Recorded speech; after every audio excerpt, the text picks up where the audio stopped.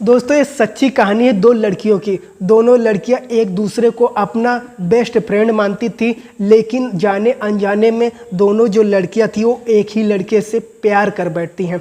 पहले तो दोनों इस बात से अनजान थी, क्योंकि जो लड़का था वो एक एक करके बारी बारी दोनों लड़कियों के साथ संबंध बनाता था और ये बात उन लड़कियों को पता नहीं थी।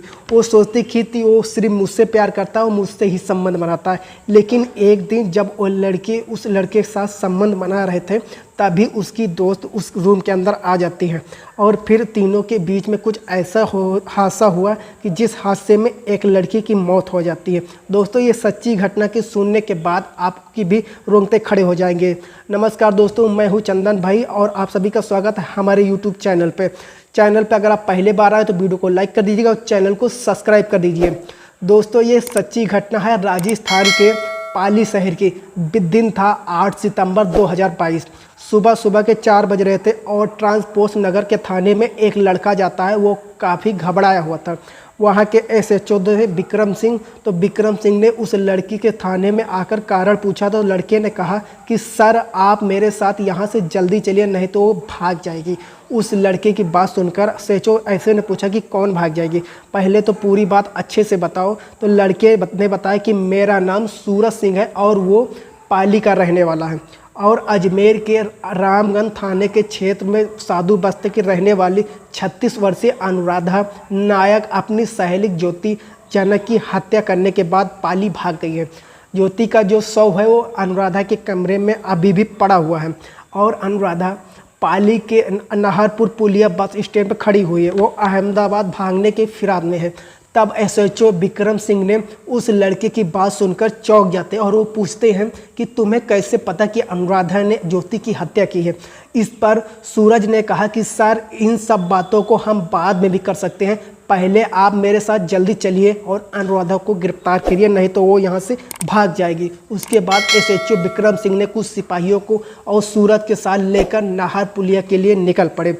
सूरज ने रास्ते में पुलिस ने बताया कि अनुराधा का दोस्त है और अनुराधा ने ही रात को पाली पहुंचने के बाद उसे बुलाया था और होटल में दोनों ने जमकर शराब पिए थे और पार्टी किया और तभी शराब के नशे में अनुराधा ने ज्योति की हत्या के बाद को अपने दोस्तों से बता दिया।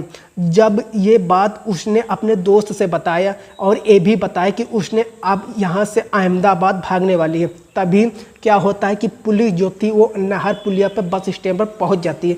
सूरज ने इशारे से दिखा दिया था कि अनुराधा वहाँ पर खड़ी है और आप लोग उसे गिरफ्तार कर लीजिए। तभी अनुराधा की नज़र पुलिस पर पड़ जाती है और वो वहाँ से भागने की कोशिश करने लगती है, लेकिन महिला पुलिस कांस्टेबल जो थी उन लोगों ने उसको पीछा करके पकड़ लिया और पकड़ के थाने पर लेकर आए।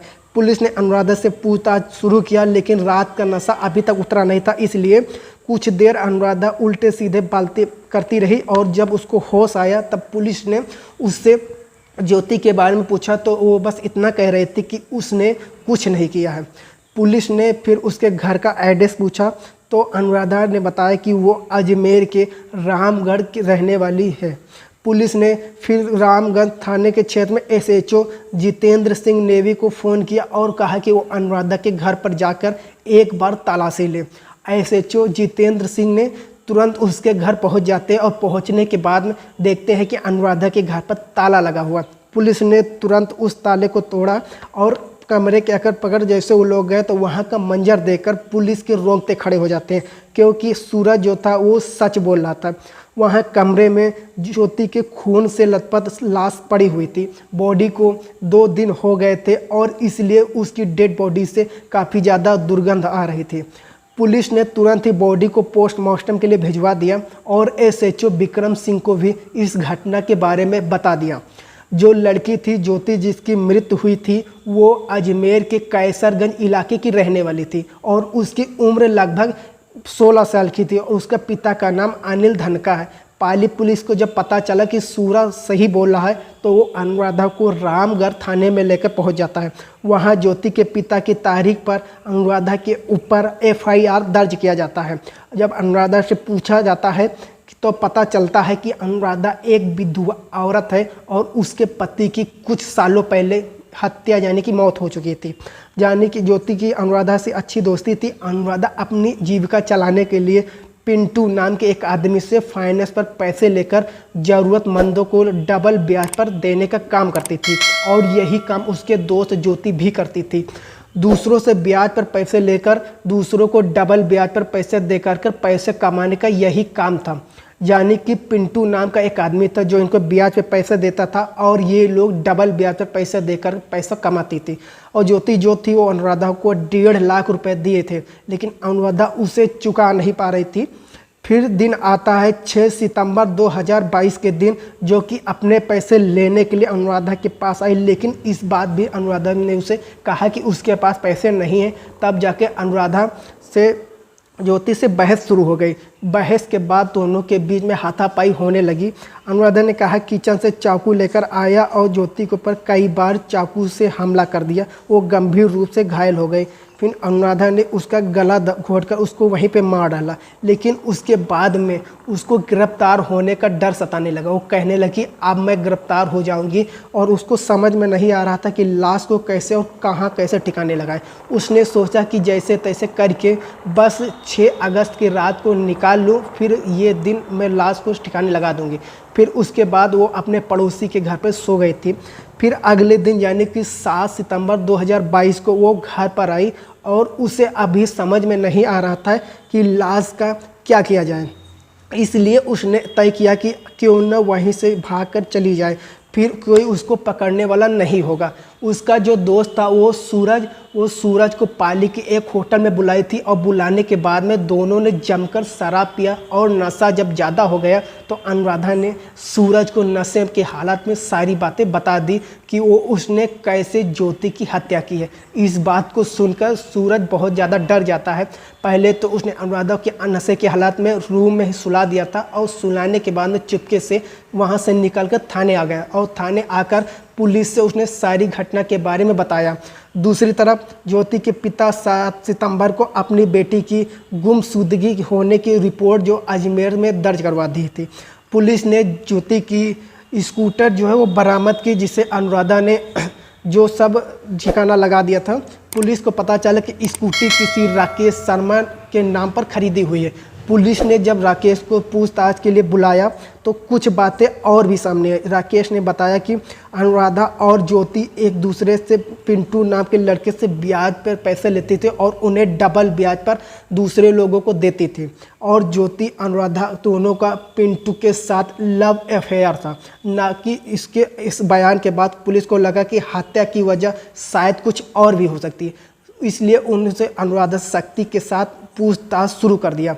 अनुराधा ने बताया कि पिंटू का ज्योति का उसके साथ एफआईआर था, लेकिन उन दोनों को पहले इस बात का पता नहीं था।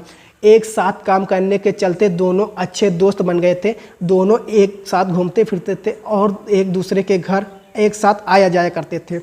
6 सितंबर 2022 के दिन जब ज्योति उसके घर अचानक आ पहुंची तो उस समय पिंटू और अनुराधा दोनों एक दूसरे के साथ रूम के अंदर संबंध बना रहे थे। जब ज्योति ने ये सब देखा तो दोनों से लड़ने लगे। तभी उन दोनों को पता चला कि पिंटू दोनों के साथ धोखा कर रहा था और दोनों के साथ बारी बारी वो रिलेशनशिप संबंध बना रहा था।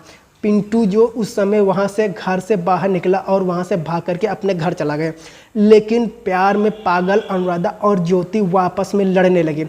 वो दोनों एक दूसरे से चरित्र को लेकर गंदी बातें करने लगे, लेकिन उन दोनों के बीच में झगड़ा इतना ज़्यादा बढ़ जाता है कि जो ज्योति थी उसने 1.5 लाख रुपए दिए थे अनुराधा को, वो उससे मांगने लगती है। लेकिन अनुराधा कहती है कि मेरे पास अभी पैसे नहीं है, जब होगा तो मैं तुमको दे दूँगी। धीरे धीरे बात आगे बढ़ने लगती है और बात आगे बढ़ते बढ़ते लड़ाई तक पहुँच जाती है। अनुराधा ने ज्योति की हत्या कर डाली और अनुराधा के कबूलनामे के बाद पुलिस ने उसे कोर्ट में प्रेस किया और जहां उसे जेल भेज दिया गया।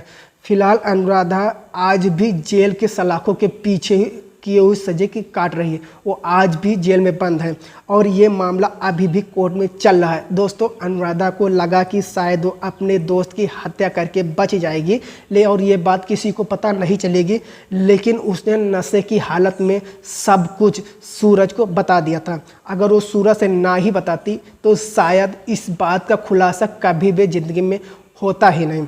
फिलहाल अनुराधा ने जो गलती किया था उसकी सज़ा उसको मिल गई है और वो अपने किए की सज़ा जेल में आज भी काट रही है। तो दोस्तों, ये इस घटना का सुनाने का मेरा मकसद आपको परेशान करना है, आपको दिल दुखाना नहीं है, बल्कि आप लोगों को जागरूक करना है कि जीवन में कभी भी आप लोग ऐसी गलती ना करिए।